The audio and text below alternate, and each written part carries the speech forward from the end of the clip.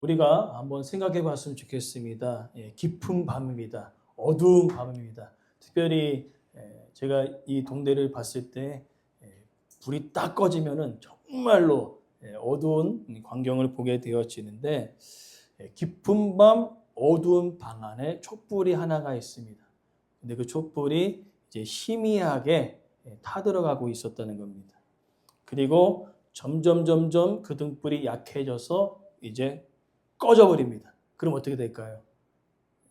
방 안이 아주 어둡게 덮일 것입니다. 지금 시대를 바라보면서 많은 사람들이 이러한 시대라고 이야기하고 있습니다.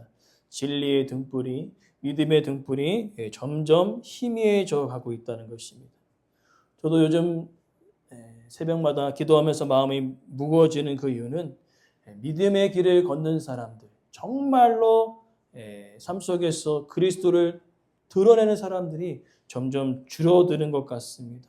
교회도, 가정도, 나라조차도 하나님을 떠나는 그런 모습들을 볼 때 우리는 이런 마음이 들죠. 이 길 끝에 과연 소망이 있을까? 그런 질문이 생깁니다. 오늘 본문에도 요시아 왕의 시대가 그랬습니다. 앞서서 므낫세가 잠깐 회개함을 통하여서 우상을 다 이렇게 척결했지만 그 아들은요, 마지막 아버지의 그 회개의 모습을 본받은 것이 아니라 50년 이상 동안 악을 행했던 그것을 그대로 본받아서 아버지가 치워놨던 그 모든 우상들을 다시 가지고 와서 성전 안에 하나님이 없는 그런 일들을 행하게 되었다는 것입니다. 하나님을 잊어버린 백성들, 성전 안에 하나님을 예배하는 것이 아니라 우상을 예배해야 하는 그런 모습들. 그러면서 이스라엘의 모습은요, 꺼져가는 등불과도 같았다는 것입니다. 그런 하나님은요, 언제나 그 꺼져가는 그 등불 가운데 마지막 등불을 밝히시는 자를 세우심을 우리는 보게 된다는 것입니다. 특별히 오늘 마지막 등불로 쓰임받았던 그 요시야 왕의 그 모습을 통하여서 꺼져가는 시대 하나님은 누구를 찾고 계시는가?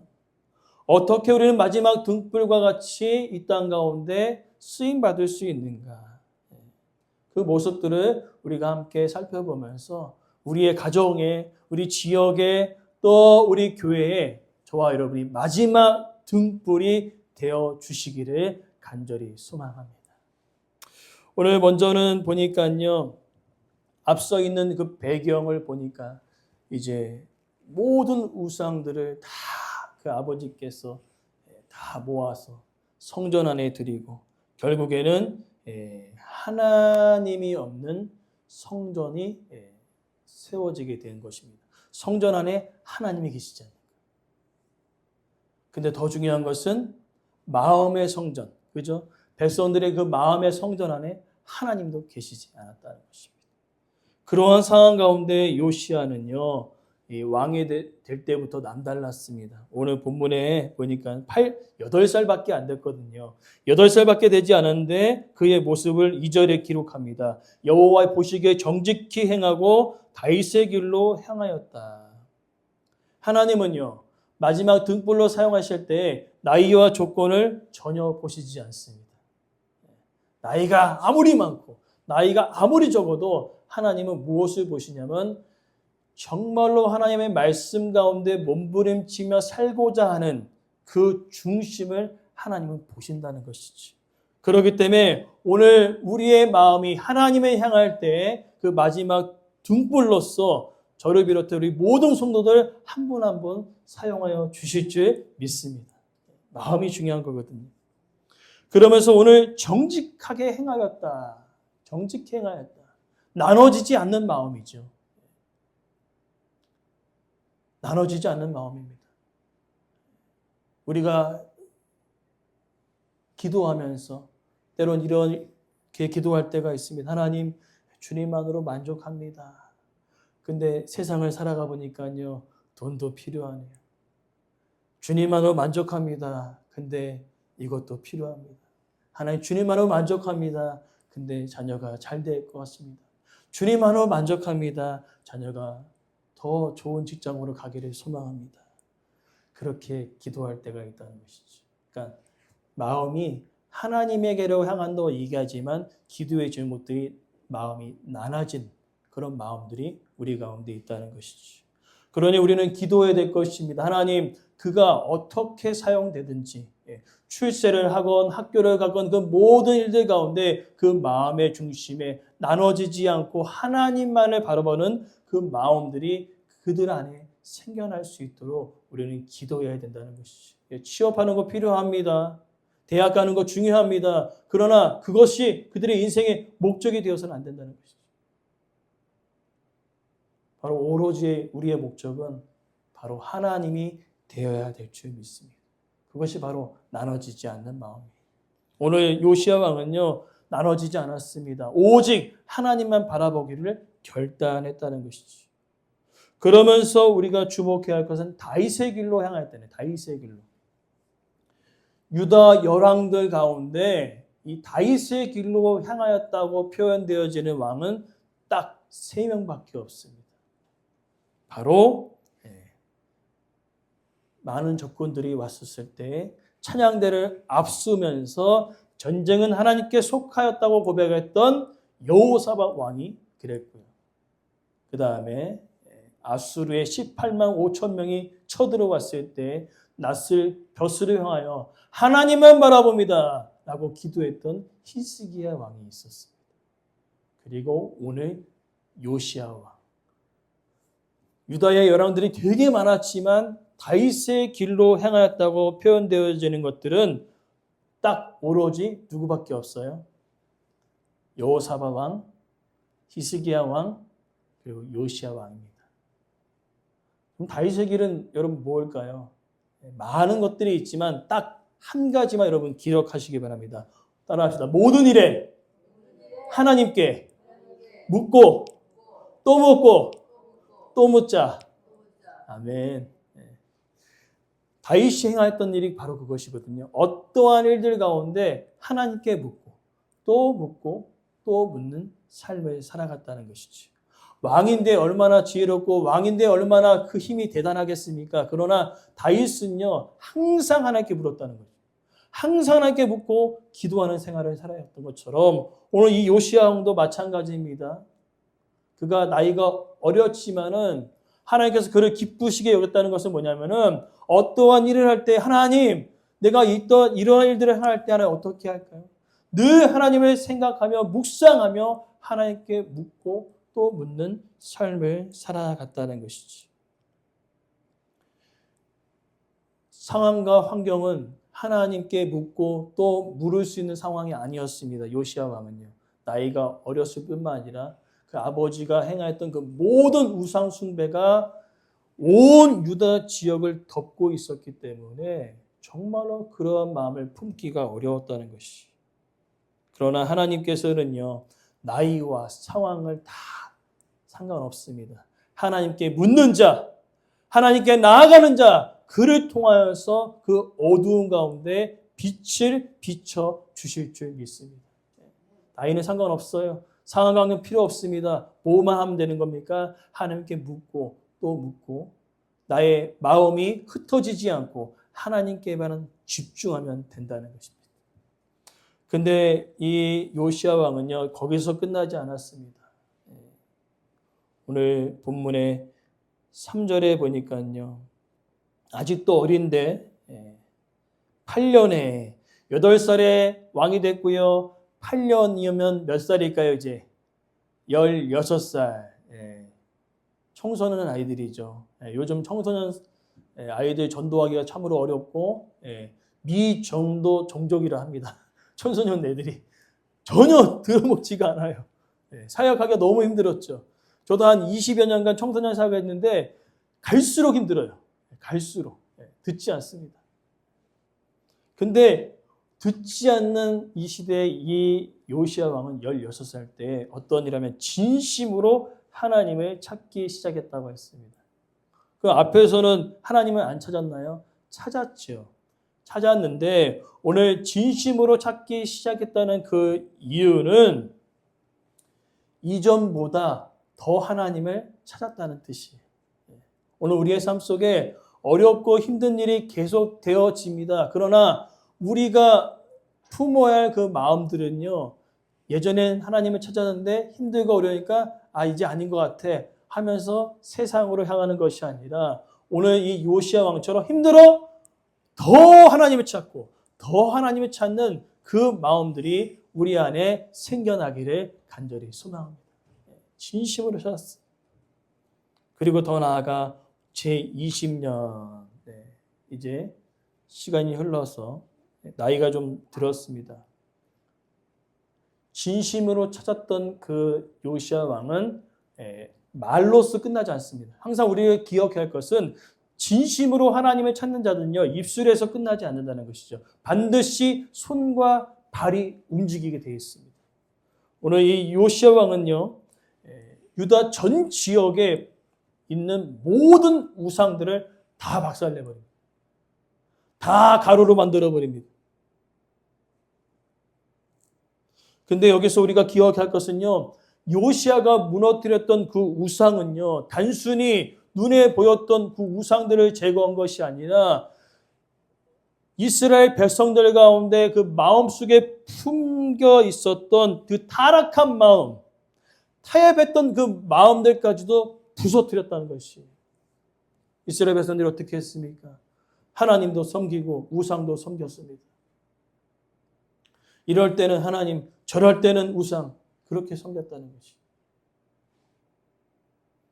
그러니까 처음에는 하나님을 섬겼어요. 하나님께 나아갔습니다. 근데 상황과 환경이 그대로 있는 겁니다.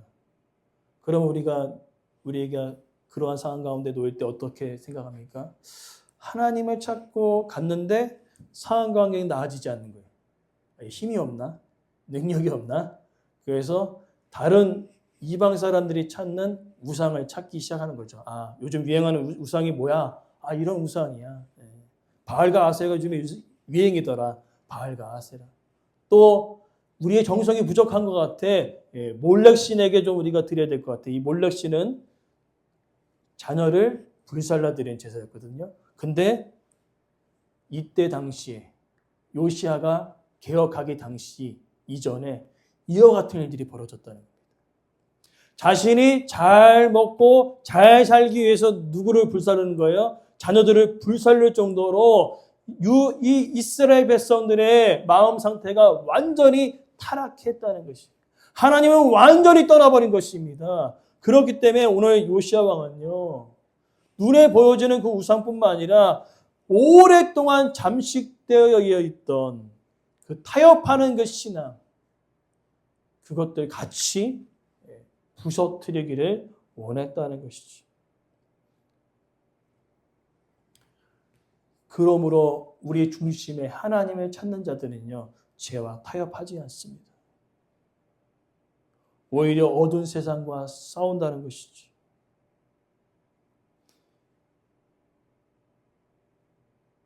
오늘 이 요시야 왕 얼마나 대단합니까? 3절부터 7절의 내용이 다 그런 내용입니다. 유다 전 지역을 돌아다니고 7절 하반절 말씀에 예루살렘으로 돌아왔더라. 무슨 의미입니까?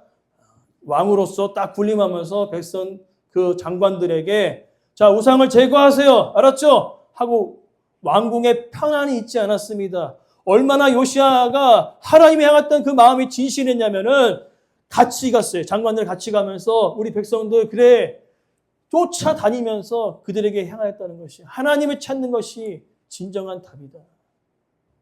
하나님을 찾는 것이 우리가 살 길이다. 곳곳을 돌아다니면서 그렇게 외쳤다는 것이.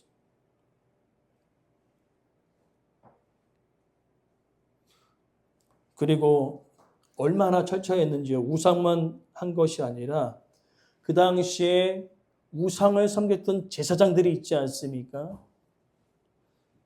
제사장들의 무덤을 파가지고요, 그 뼈를 드러내서 박살내서 가루로 만들어버립니다.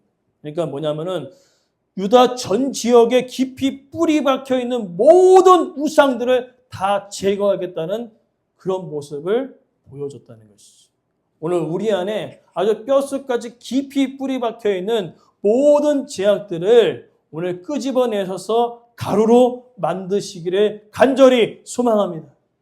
저도 있어요. 다 있습니다. 각자 다르지만은 깊이 뿌리 박혀 있는 그런 제약들이 있다는 것이죠. 오늘 그것을 끄집어내서 부셔서 가루로 만들어 오늘 하나님 외에는 다른 것이 없다는 것을 우리가 삶에서 보여줄 수 있는 그런 믿음의 한 사람이 되어지기를 간절히 소망합니다.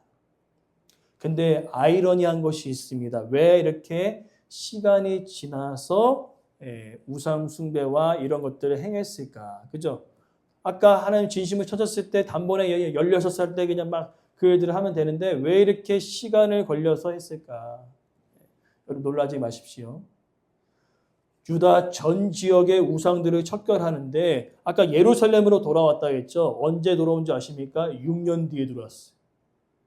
요시야 왕이 장관들과 함께 유다 전 지역 저 북단부터 남단까지 약 6년 동안 돌아다니면서 이스라엘 백성들의 삶의 곳곳마다 다 찾아가가지고 그들의 뿌리 박혀 있는 그 죄악들을 끄집어내어서 하나님만 찾도록 그가 힘을 썼다는 것입니다.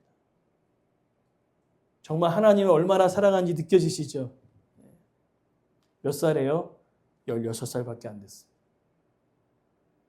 왕으로 군림하면서 명령 내리고 그냥 가만히 앉아있으면 될 수 있어요. 그러나 그렇게 하지 않았다는 거예요. 얼마나 하나님을 진심으로 찾고 이 백성들이 눈에 보이는 우상뿐만 아니라 그 뿌리 박혀 있는 그 마음의 우상까지도 다 제거하기 위해서 얼마나 공을 들여 노력했는지 그 모습이 하나님 보시기에 얼마나 기뻤는지 몰랐을 것입니다.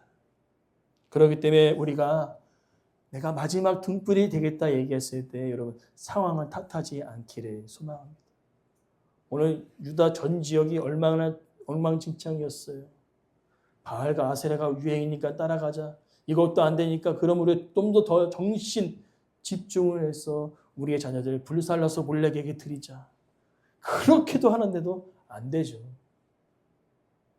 헛된 것에 계속 빠져있는 그들을 향하여 요시아는 삶의 곳곳에서 하나님만 드러낼 수 있도록 노력했다는 것입니다.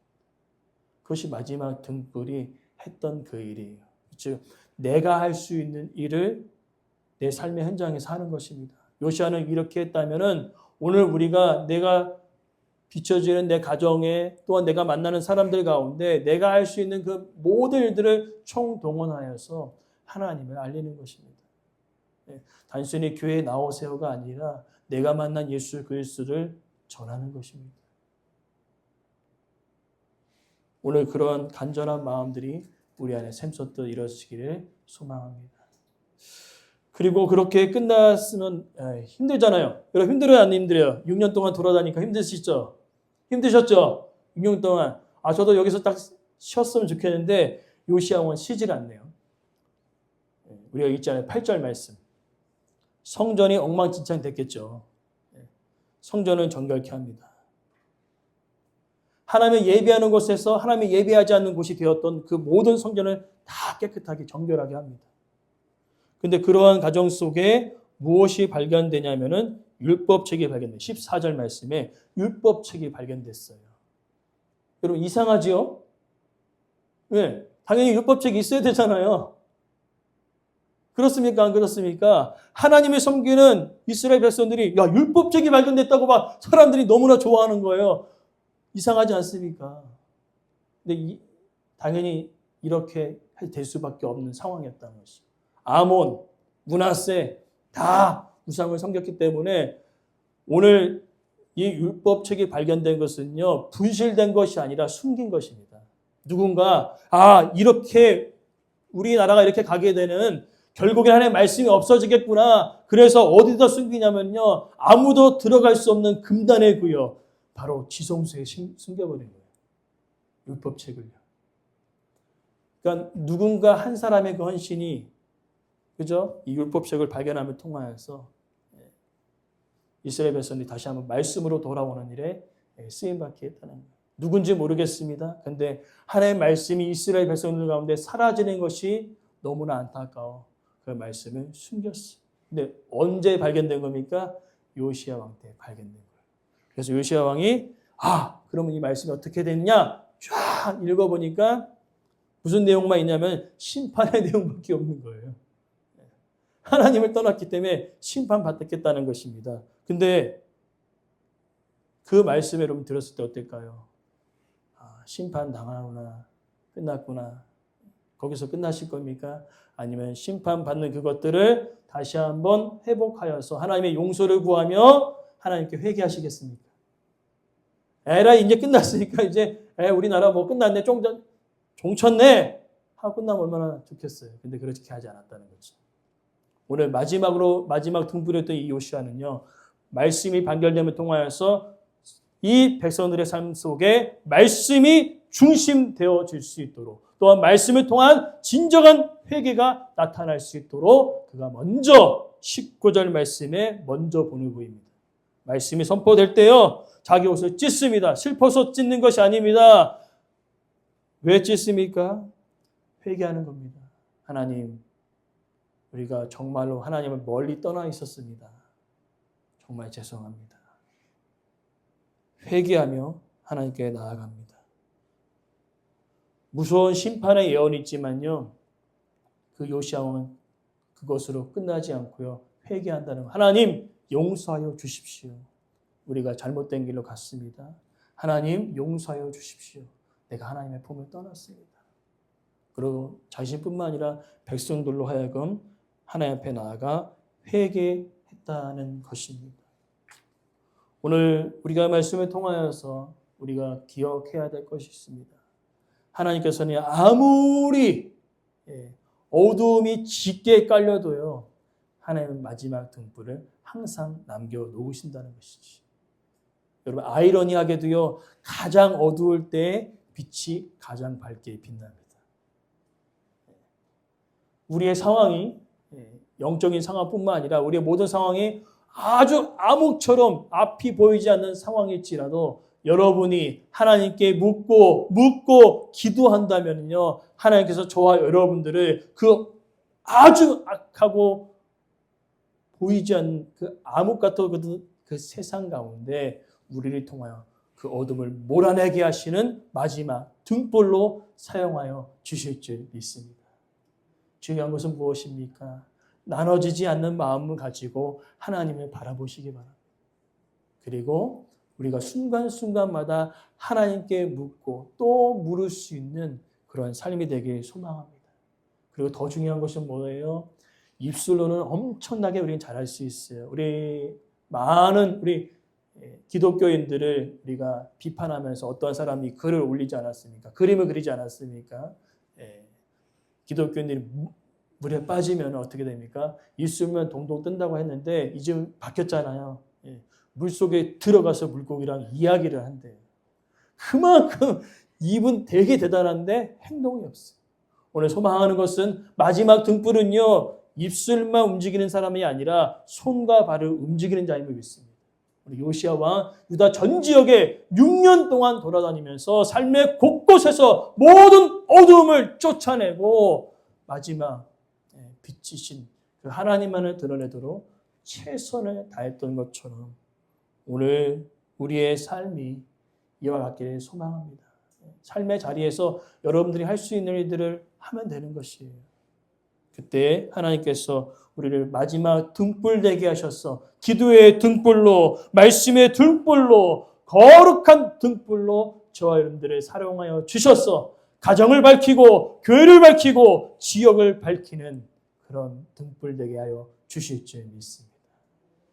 마지막으로 우리 마태복음 5장 14절 16절 말씀으로 말씀을 마무리합니다. 예수님께서 우리에게 말씀하십니다. 너희는 세상의 빛이다. 빛인데 빛이 이렇게 있는데 빛을 말 아래 두지 않지 않습니까? 빛은 역할이 뭐예요? 어둠을 비추는 역할입니다. 우리가 그 일들을 해야 된다는 것이죠. 어둠 가운데 같이 지내면요 되게 편해요. 적당히 예수님 믿어 얼마나 편한지 몰라요. 어둠과 같이 가면요 드러나지도 않아요. 얼마나 끝내줍니까? 근데 예수님 뭐라 하시죠? 거기 있는 게 아니야. 우린 위에서 어둠을 밝히는 빛의 존재라고 말씀하고 계십니다. 그래서 16절에 뭡니까? 너희 빛이 세상에 비춰서 그 사람들이 하나님께 영광을 돌리게 하라. 그것은 무엇이에요? 우리의 모습 속에 하나님의 모습이 있는 것입니다. 우리의 모습 속에 예수 그리스도가 나타나는 것입니다. 그래서 그들도 하나님을 알게 되어지는 그런 믿음의 통로, 전도의 통로가 우리가 될 줄 믿습니다. 중요한 것이 뭐예요? 아무리 어두워도 빛은 더욱더 밝게 빛난다는 것입니다. 우리가 그 빛이라고 예수님이 선포하셨습니다. 그러니 우리가 세상의 빛이 되어 어둠을 온전히 밝히는 그 마지막 등불이 저와 여러분 되어지길 간절히 소망합니다.